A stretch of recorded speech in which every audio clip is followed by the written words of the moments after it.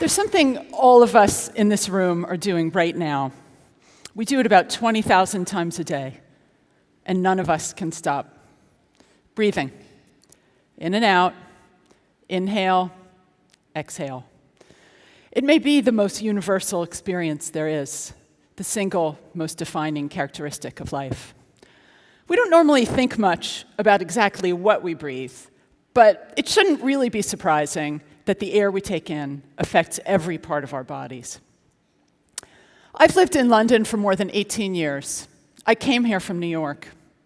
But as much as I've always loved Britain, there was something that bothered me from the start, a thickness to the air, the smell of exhaust that hit me every time I walked outside.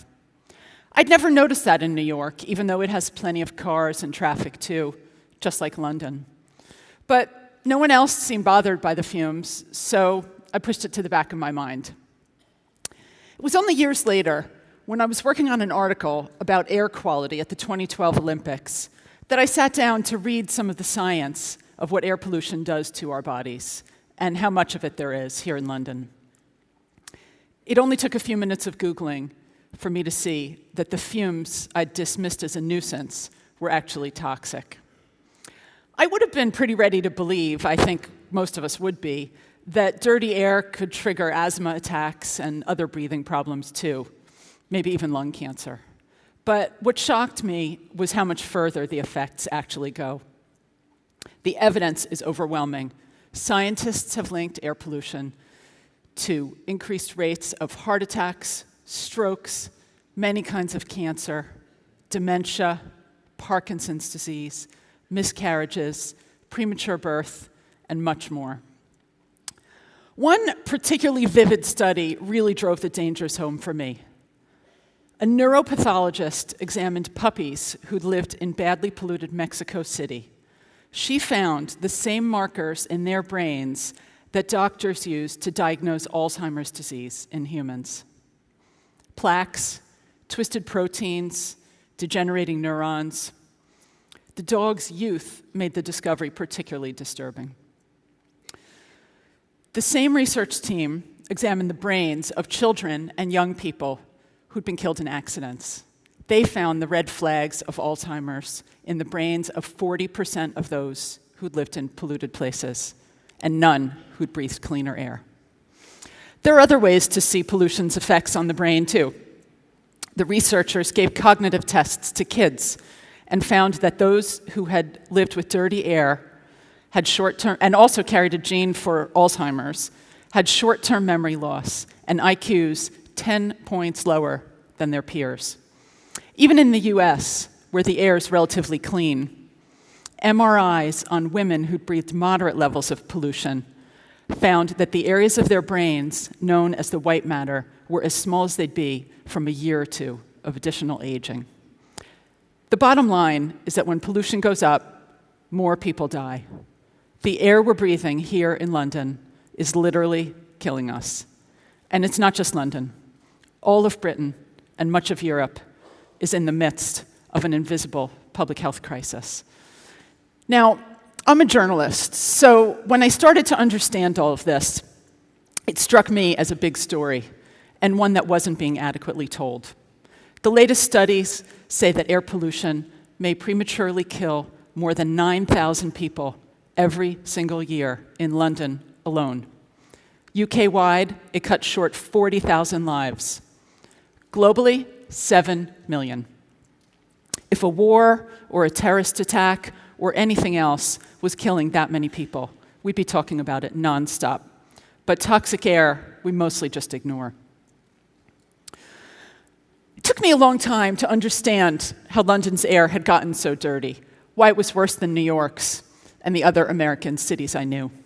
The US usually lags behind the UK on anything to do with the environment, so I was surprised to learn that the air was significantly cleaner back home. The way I think of it now is that there are two reasons why Britain's air and Europe's are so bad. The immediate cause is diesel. Roads here are filled with cars, trucks, and buses that run on this dirty fuel. That's what I smell and feel when I walk on London's streets. It's partly because the government began encouraging people to buy diesels back in the late 1990s and the early 2000s.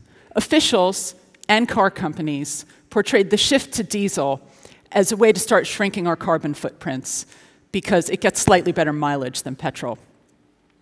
That was a terrible mistake. Tragically, we now know that the climate benefit never materialized. But scientists already understood back then that diesel is dirtier than petrol when it comes not to the gases that are warming our planet, but those that harm our bodies. The car companies claimed they had a way to fix this problem, and they did, but it was expensive. So they didn't keep the promises they'd made to clean up. Instead, they sold millions of cars whose emissions are many times over the legal limit. They've been cheating for years, simply ignoring the rules that are meant to protect us all.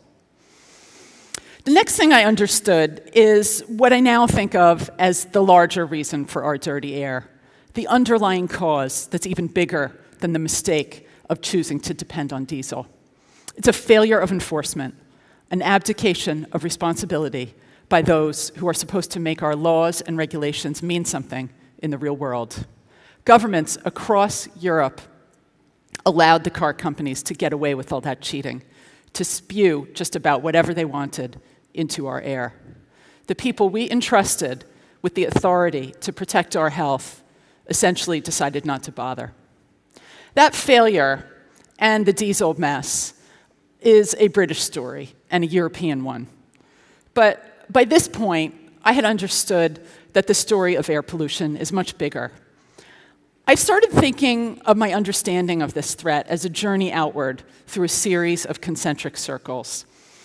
I'd begun by worrying whether pollution might be affecting me personally and my family.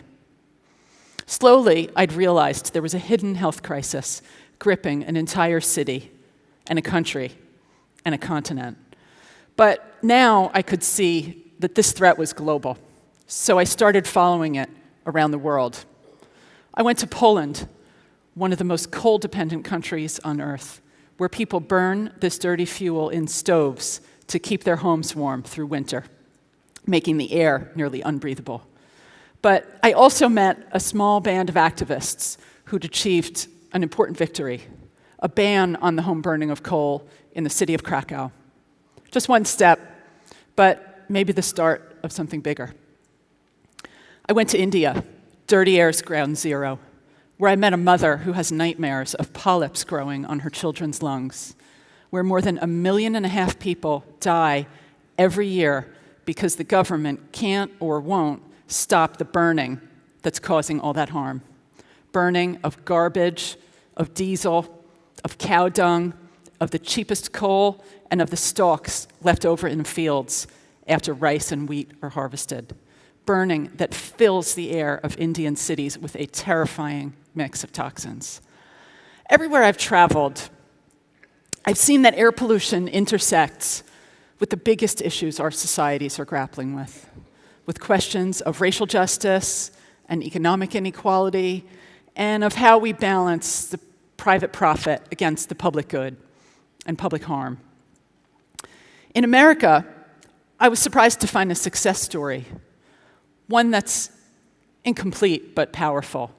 The slow, steady march of regulation grounded in science that has delivered, over the course of decades, a cleanup of cars, of fuel, of power plants and factories that has literally saved millions of lives and trillions of dollars.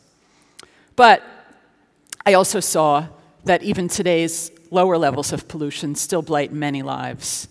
And now, all of our progress is at risk. Men and women who not long ago were working for polluting companies are now running our Environmental Protection Agency, unraveling the regulations that made America's air cleaner and attacking the science that they're based on. I also went to China, where the air is awful, but where I could make out some glimmers of hope, too, where pollution is beginning to ease as officials take the concrete steps necessary to clean the air, including the world's biggest ever investment in wind and solar power and a huge push on electric vehicles. It's not yet clear whether China will keep the promises it's made to reduce its coal use. But if it does, the health, not just of its people, but also of our planet, would benefit. That's because the dangers of air pollution are deeply intertwined with the more existential threat we now face, climate change. Both are symptoms of the same underlying problem, the unhealthy foundation we've built our modern world on, fossil fuels.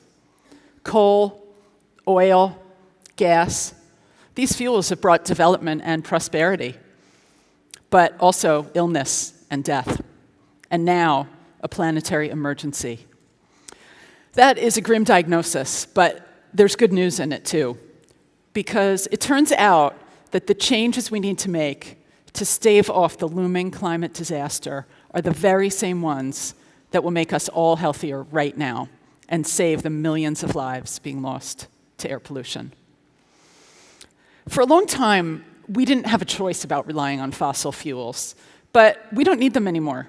It's time to move toward something better, toward a future built on clean energy, from the wind and the sun, electric cars instead of diesel and petrol, less driving, more walking and cycling.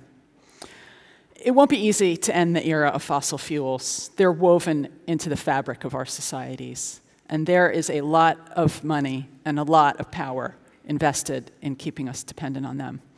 But after all my travels and my research and my writing, I believe that cleaner, healthier air is within our grasp. The dangers of air pollution are bigger than any one city or even one country. No one place can solve this alone. But solving it together is how we can begin to restore the health, not just of our bodies, but of our world. Thank you.